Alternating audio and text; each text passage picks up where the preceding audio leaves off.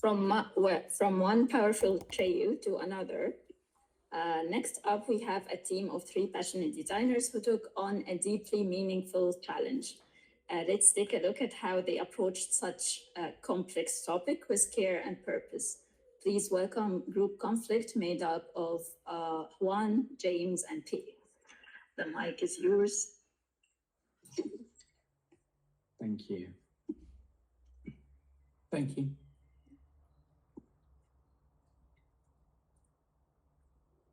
Okay, welcome to Conflict, our app presentation with me, James, Juan, and Pierre-Ed. Let's take a look at the journey which led to the development of this app. So we start with a problem statement. In this era of misinformation, people are confused and misinformed regarding the nature of global conflicts. Platforms prioritize headlines and clicks over honest transparency with supporting context. So to identify a gap in the market, we can see that current information sources lack a unified mindful space which combine historical context, academic resources, and news, and often conflict is treated as either distant history or breaking news, but rarely both. So to validate our hypotheses, we conducted research which involved 36 surveys and 6 interviews from people all over the world. Now, through this research, we found that social media is the leading source of news, particularly among younger people. The majority of adults have trouble identifying actual facts in the media, and educational tools are limited and inaccessible. So the challenges of being informed, we can see to discern reality of conflicts through facts and awareness, deep dives are necessary through many different sources. Now, this is time consuming and often out of the scope for so many people. So people are often led by misinformation and propaganda.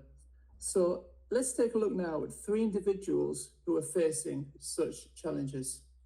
And we start on with Maria. Maria is living in Berlin, Germany. She's 28. She's coming from the region of Gaza, where the whole family and friends are still living. Maria wants to know that her loved ones are safe. That's why she requires immediate sources and update. And she is also striving to raise a voice.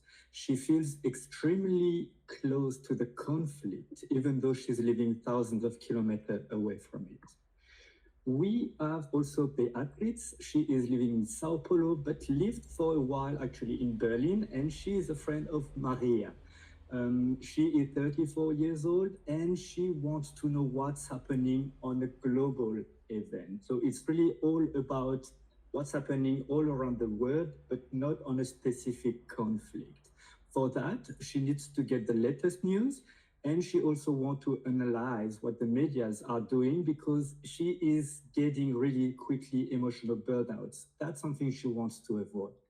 She's not really concerned about the conflict on a purpose, but really on the global variant. And for the third persona, we have Julian. He's a French teacher, teaching history in high school. And for him, it's not closely about the conflict itself, but it's more about the learning process. He wants to get to know why this is happening. And for that, there is no hesitation to go back to the really beginning of the conflict. Now that the knowledge are really in, he wants to share them with many students as he can. Even though we are 3 different personas, they are still sharing a few pain points. And the first one is all about time. It is extremely consuming for them to go through a cross-platform system. They have to look through pages, through web page, through social media, newspaper, maybe books. And all of those sources may contain biased information or hidden agenda. And sometimes they are even lacking information. That is, unfortunately, for them, a huge struggle to understand the sources alignment, and that really doesn't help them to make their own opinions. So what is conflict offering Maria, Beatriz, and Julian? Well, we're meaning to offer them the combination of educational depth, tools to have a comparative analysis, and a design that is mindful, that helps them assimilate what is going on throughout the world, that helps them helps them navigate the complex landscape. So they will move from this passive role where they're just consuming heavily biased information into a very informed position where they can make their political engagement meaningful. So that being said, this will translate into the current pain relievers. So all the information is in one place, centralized in the app. The app is based on a mobile device, so that means that mobility and availability are helping them get informed. And also, we are meaning to bring transparency to the source affiliation and visibility on their bias. And most importantly, we are not taking a side specifically. We are offering the tools so the user can actually make their own opinion. And these materializing the design that you can see here. First, we have the style guide where we went for respectful depiction of the events, that it's also impactful. You can see here that we have a deep contrast, and we are using a color palette that helps highlight certain elements of the whole information for better understanding. We also developed a set of components that allow us to keep consistency throughout the platform, not only on what comes to the style, but also on the UI terms. And it also allows us to iterate rapidly. Now, eventually we got to the point where we decide the information architecture of the app. This is basically where we decided what kind of elements, tools, and sections do people need in order to navigate this super complex environment. And with that, let's take a look on how conflict helps these three people into with their challenges when dealing with information. And we start once again with Maria. Maria is young, and as we saw, young people are mainly getting info from social media. For instance, Instagram. Maria follows the person called Nora. She's living on site in Gaza and does daily reports. She goes through the post itself, reads through, and at last she sees the hashtag conflict app. That is a nice reminder for Maria because she actually downloaded this app and used it a few times. She goes to conflict in order to get more about that specific event. While getting into the app, that actually reminds her that 2 days ago she has been using it and she pinned an article she wanted to read later. Let's refresh quickly the memory. She goes into the pin section and that's where she lands. That is the latest pin she has made and she read through. Now the brain is fresh. We can also see a few pinned and related events she has made by the past. But for now, let's come back to the main topic of today, which is that post. On the dashboard, she will see the latest news. She can also find a few different mainstream coverage. Maybe she will be curious enough to have a look to them. And she can also follow independent coverage. Here we go back to that main topic, which is this one about Israel-Palestine. She lands to the news overview where she sees many different things, such as a few icons. The one says, okay, fake information, make content. Let's find out about it. And also the graphic content. That is actually extremely good for her, as she also wants to avoid to see blood on the news. She finds the sources, when it has been published, a few focus words, and the conflict type. The summary is here to allow them to quickly grasp what it is about. So she reads through, and hopefully the event is not directly at her parents' door. So that is a relief for her. Nonetheless, she decides to go a bit further and try to get to know what it's really happening. She opens the media lens, which is a feature into this app, and can see a leaning here. We have left, we have center, and we have right. And she says that actually it is a lot of left percentage here, and she wants to focus only on that leaning. So she decides to go to the search bar to select left and focus maybe on only Middle East. She comes back to that nice page where everything is summarized for her based on the filter. She scrolls down, she has timeline update, war update, so it's really detailed and tailored for her. And actually, she wants to get to know a bit more about that topic she just saw, which is this one, starving in the city. Because 2 days ago, she was talking with Beatrice, and they were talking a bit about that event, what's happening over there, and it might be actually really interesting for Beatrice. So she decides to hit the share button and to send that link to Beatrice. And with that, Beatrice's journey starts. So today, unfortunately, Beatrice doesn't have the emotional capital to deal with such heavy news. She knows that there is a blockade and that there is a lot of people that are on risk of starvation. She sees the clear warning that this specific article on the main source contains graphic imagery, so she will stick to the actual description that we offer in Conflict, so she can actually know what is the event about. And then she's interested also in knowing what kind of spin this media outlet is giving to this specific piece of news. But she can recall from the top of her head what kind of alignment does NBC has. She goes to the source and she sees that they are a self-reported center left media type. She can read a description of the media, when it was founded and where. She sees that they're sitting in the US, and she understands that that comes with a built-in bias, and she also can see controversies that are related to this specific media outlet.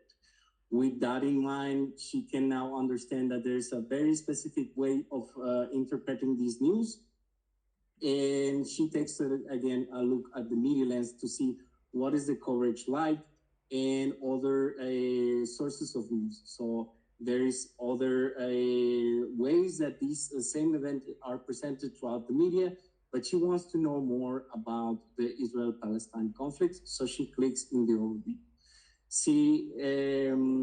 The first thing that she meets is the most recent headline, and she also takes a look on the media lens to see what are the different factions focusing on at the moment. She says that there is a lot of reports from the left, some reports from the center, but the right is kind of downplaying this specific conflict.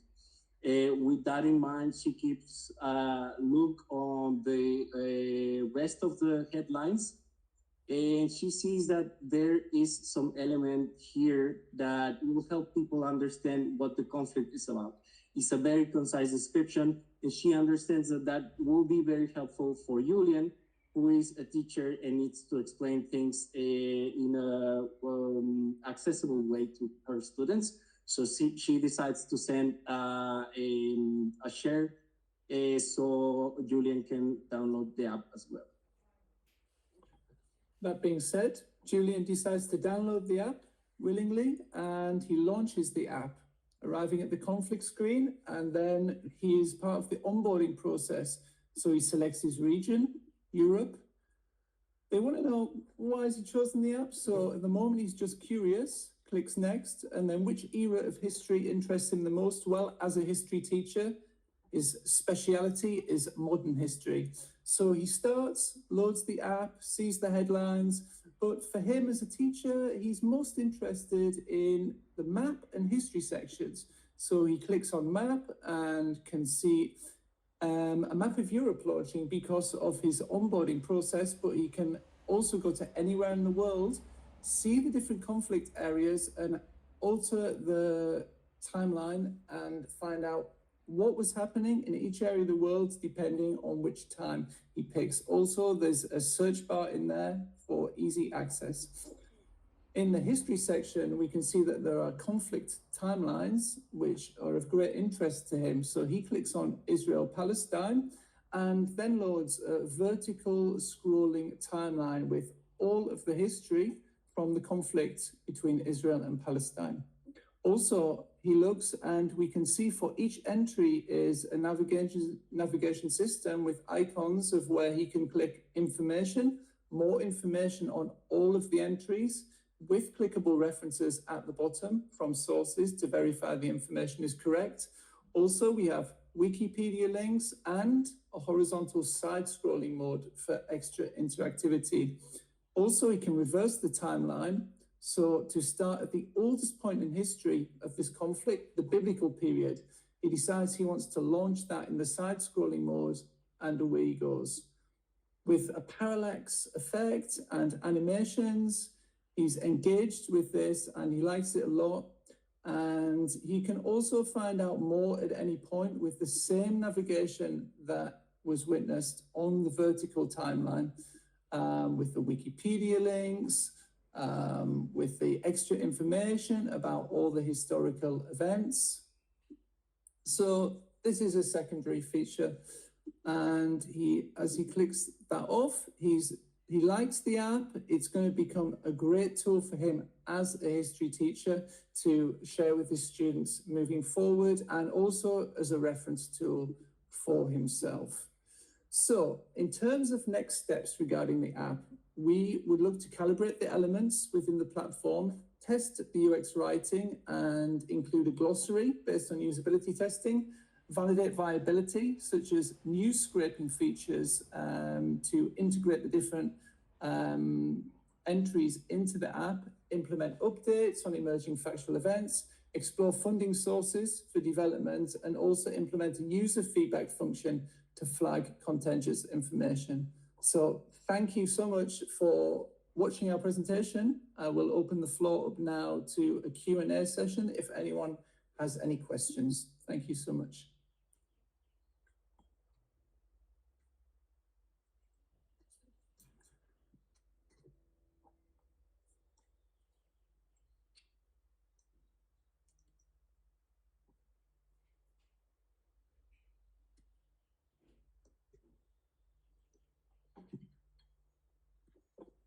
I have a question.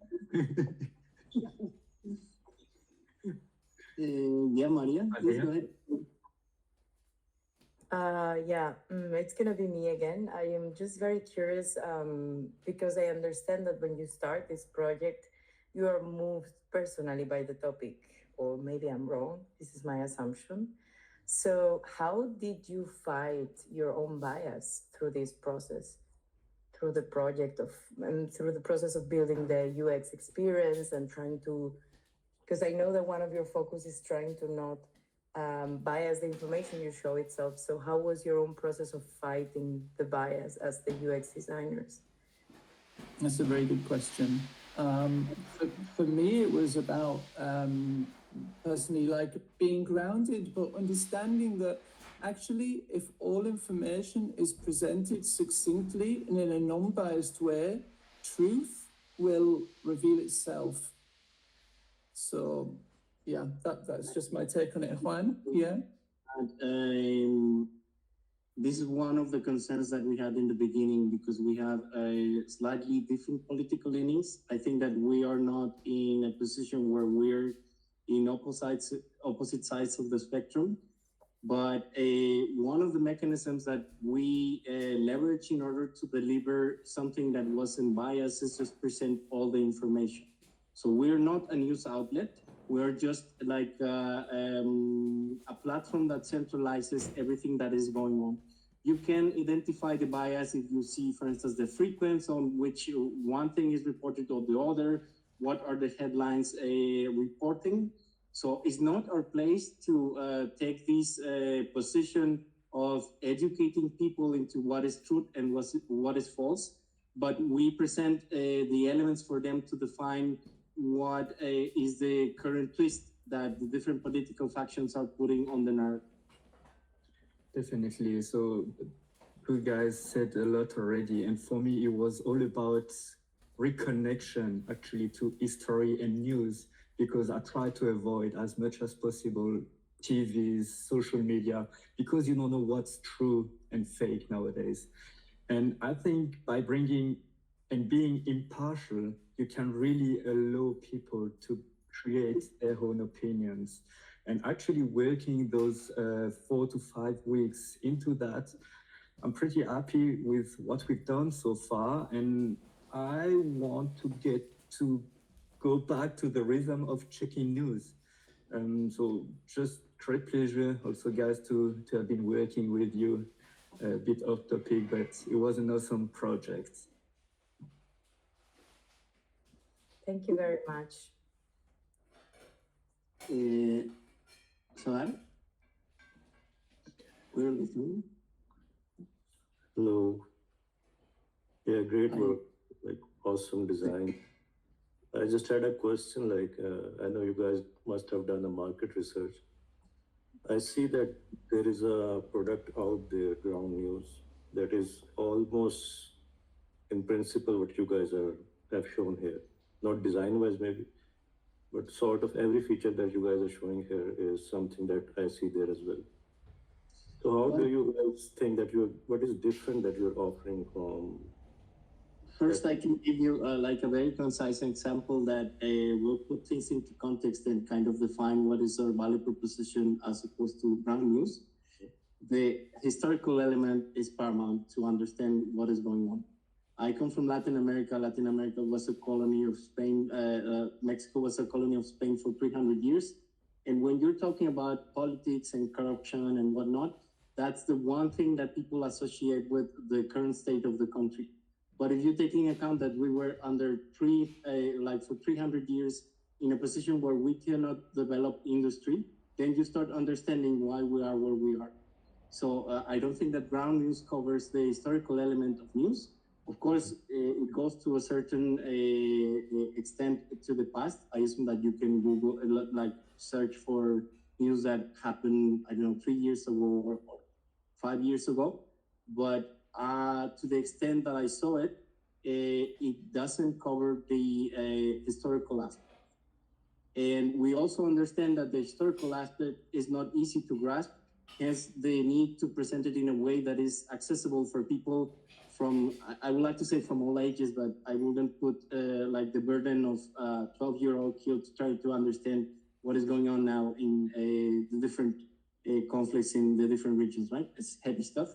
But at least we're presenting it in a respectful way that helps you understand and also not be overwhelmed with the reality of things. That's also another thing that we believe will help users assimilate what is going on, that we kept hearing over and over again that it's very taxing. It's very emotionally taxing. And I think that we all have been in the position where we say, this is enough. I want to know, but I need to stop because otherwise I will go crazy. So that is also something that I don't think that is a part of the offering of brand news that we're trying to. No, I like the historical aspect. But as soon as you start, because someone has to create that content, show that history. As soon as you present something from your own end, aren't you going against the idea of being unbiased and just presenting what is out there?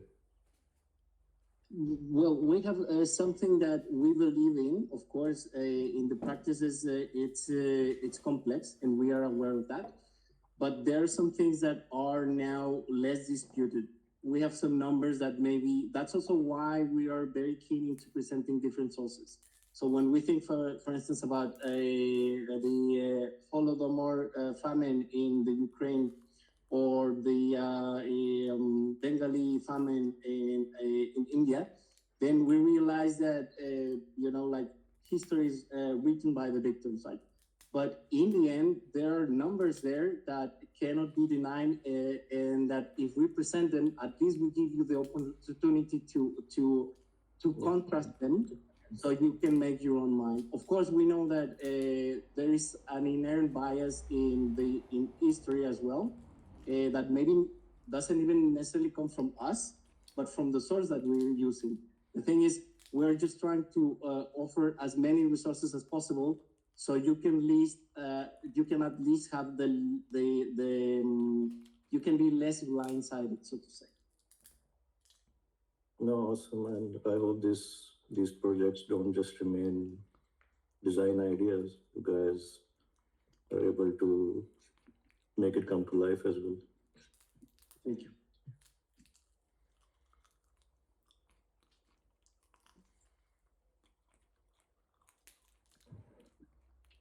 Any more questions for Group Conflict?